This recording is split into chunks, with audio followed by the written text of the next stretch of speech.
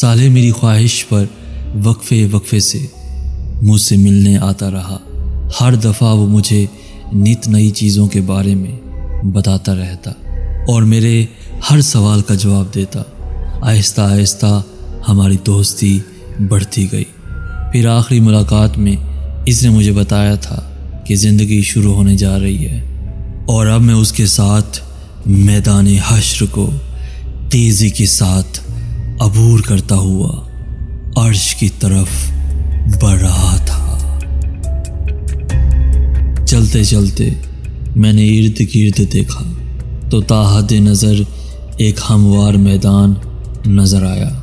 ماحول کچھ ایسا ہو رہا تھا جیسا فجر کی نماز کے بعد اور سورج نکلنے سے قبل کا ہوتا ہے، یعنی ہلکا ہلکا اجالا ہر طرف پھیلا ہوا تھا۔ اس وقت اس میدان میں کم ہی لوگ نظر آ رہے تھے، مگر جو تھے ان سب کی منزل ایک ہی تھی۔ میرے دل میں سوال پیدا ہوا کہ ان میں سے کوئی نبی یا رسول بھی ہے۔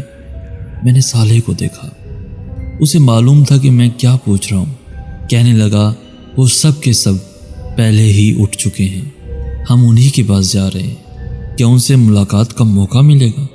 میں نے بچوں کی طرح اشتیاق سے پوچھا۔ وہ چلتے چلتے رکا اور دھیرے سے بولا، اب انہی کے ساتھ زندگی گزرے گی۔ عبداللہ، تم ابھی تک نہیں سمجھ پائے کہ کیا ہو رہا ہے۔ آزمائش ختم ہو چکی ہے، دھوکہ ختم ہو گیا ہے۔ اب زندگی شروع ہو رہی ہے جس میں اچھے لوگ اچھے لوگوں کے ساتھ رہیں گے اور برے لوگ ہمیشہ برے لوگوں کے ساتھ رہیں گے۔ اصل میں بات یہ تھی کہ میں ابھی تک شوق سے نہیں نکل سکا تھا۔ دراصل ابھی تک نئی دنیا کا سارا تعارف عالم برزخ میں ہوا تھا۔ وہ ایک نوعیت کی روحانی دنیا تھی، مگر یہاں حشر میں تو سب کچھ مادی دنیا جیسا تھا۔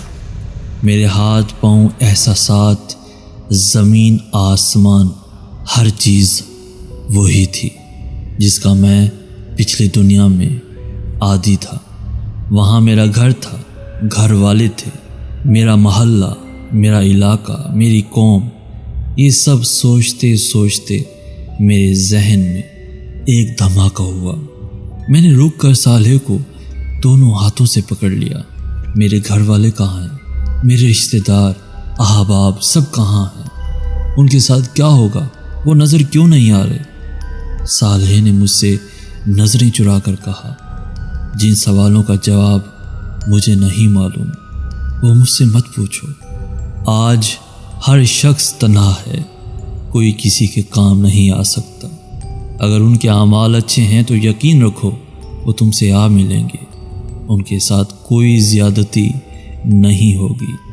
اور اگر ایسا نہ ہوا تو صالح جملہ نامکمل چھوڑ کر خاموش ہو گیا۔ اس کی بات سن کر میرا چہرہ بھی بجھ گیا۔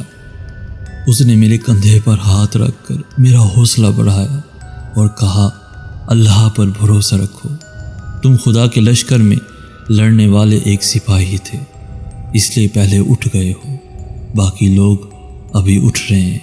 انشاءاللہ وہ لوگ بھی خیر کے ساتھ تم سے مل جائیں گے، ابھی تو تم آگے چلو۔